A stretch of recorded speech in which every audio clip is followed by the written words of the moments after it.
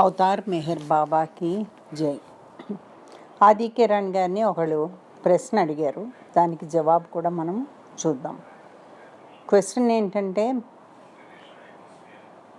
అంధకారం అనేటువంటి ఈ అజ్ఞానంలో నేనున్నాను. అదే విధంగా ఒక ప్రక్క బాబా మీద చాలా నమ్మకం ఉంది, ఆ ప్రేమ మీద నాకు నమ్మకం ఉంది. అటువంటప్పుడు నేను చాలా వీక్గా ఉన్నాను. అంటే ఈ అజ్ఞానం అనే అంధకారంలో ఉన్నాను కాబట్టి నేను చాలా వీక్గా ఉన్నానని అర్థం. మెహర్ బాబా దానికి ఏమి చెప్పారంటే, ఏమి ఎక్స్ప్లెయిన్ చేశారంటే పర్వాలేదు, దట్స్ ఆల్ రైట్ అని ఎవరు చెప్తున్నారు? ఆది కిరాణి. పర్వాలేదు, దట్స్ ఆల్ రైట్.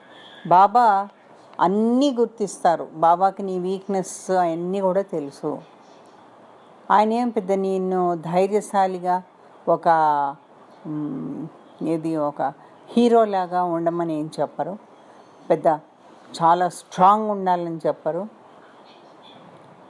కానీ ఆయన మాట కనుక మనం విన్నట్లయితే there is a way out, దానిలోంచి మనం బయటకు రాగలము. అది ఎట్లా అంటే, నువ్వు ఒక విషయం ఒకటి చేయడానికి మటుకు ఖచ్చితంగా రెడీగా ఉండాలి. ఈరోజు కనుక డెసిషన్ తీసుకోగలిగితే, అది ఎట్లా హృదయపూర్తిగా తీసుకోగలిగితే, బాబాని ఏది తీసుకోవడము, ఏ డెసిషన్ తీసుకోవడము, that you shall obey Meher Baba and try to love him as much as he wants. ఆయన ఎంత ప్రేమను మన దగ్గర నుంచి కోరుకుంటున్నారో అంత ప్రేమని మనకి ఇవ్వడానికి మనము ఇవ్వడానికి రెడీగా ఉండాలి, హృదయపూర్తిగా ఉండాలి. నీకు అది కావాలా? అది కావాలంటే ఆల్రెడీ డెసిషన్ తీసుకున్నట్టు లెక్క. ఎలా తీసుకోవాలి డెసిషను అంటే, మనం తీసుకునే నిర్ణయం ఎలా ఉండాలి? హృదయపూర్తిగా ఉండాలి, సగం సగం అటు ఇటు ఊగిసలాడుతూ కాదు. మనం ఫూల్ చేసుకోకూడదు ఆ విషయంలో. But do not worry about your weaknesses. మన వీక్నెసెస్ గురించి అస్సలు మనం చింతించాల్సిన పని లేదు. ఆ నిర్ణయం ఏదైతే ఉందో అది మన చేతిలో ఉంది. ఇఫ్ యు వాంట్ టు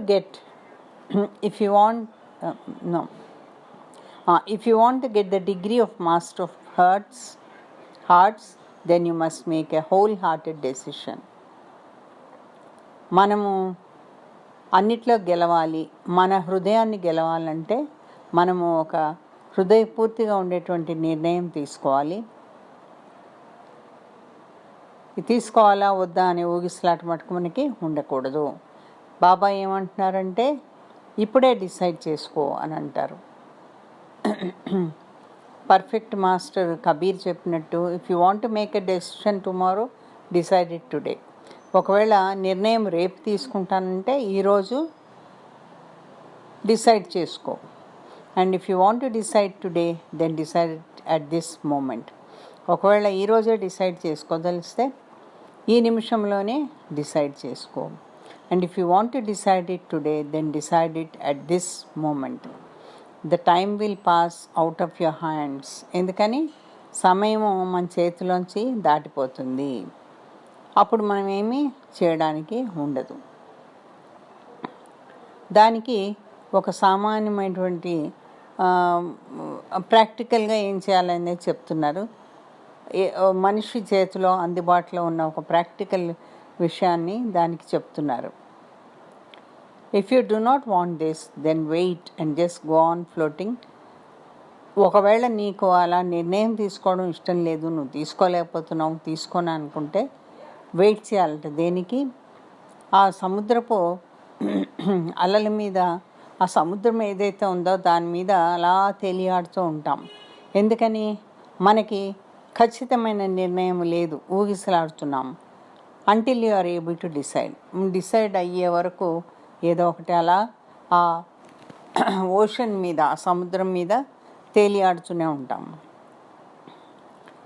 ఎవరైనా సరే బాబాకి 100% బాబా మనిషి, బాబాలు అనుకున్నప్పుడు, నేను బాబా మనిషిని అని అనుకున్నప్పుడు ఆయనకి ఖచ్చితంగా మనం ఆయన మాటని వినాలి and do what he wants you to do. అలానే ఆయన మన ఏం చేయమంటారో అది చేయాలి. ఇంకా కూడా మనకి వీక్నెసెస్ ఉంటాయి. ఇవన్నీ చేసినా బాబా చెప్పినట్టు చేస్తున్నా కూడా మనకి వీక్నెసెస్ ఉంటాయి. అది బాబాకి తెలుసు. అది మనం చాలా ధైర్యంగా ఉండి అదే కోరుకున్నట్లయితే, మనము నిశ్చలంగా కదలకుండా ఉన్నట్లయితే, మన డెసిషన్ మార్చకుండా ఉంటే అది ఆ వీక్నెస్ అన్నీ ఏం పర్వాలేదు. మిస్టేక్స్ అయినా కూడా go before Meher Baba like a child and in the style of Hafiz say to him. ఏదైనా మనం తప్పులు చేస్తే, మిస్టేక్ చేస్తే ఈ విషయంలో బాబా దగ్గరికి వెళ్ళి చేతులు జోడించి చిన్నపిల్లవాళ్ళ చేయాలి. తర్వాత హఫీజ్ స్టైల్లో చెప్పొచ్చు, if you do not like me, if you do not like my actions, please pardon me and change my destiny. ఒకవేళ నీకు నేను ఇష్టం లేకపోయినా బాబాతో చెప్తున్న మాటలు ఇవి. హఫీజ్ అయితే అలా హఫీజ్ అనేవాడు అలా, నీకు నేనంటే ఇష్టం లేకపోయినా, నా యాక్షన్స్ నేను చేసే పనులు ఇష్టం లేకపోయినా దయచేసి నన్ను క్షమించు. నా డెస్టినీ, నా మార్గం చిట్ట చివరి చేరుకునే ఆ గమ్యం ఏదైతే ఉందో ఆ గమ్యాన్ని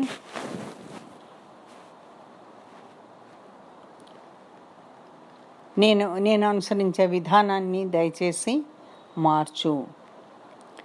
నిన్ను నువ్వు అవతారుడని అనుకుంటావు, why don't you do it? మరి ఎందుకు చెయ్యవు నువ్వు? But you will have the claim to ask him.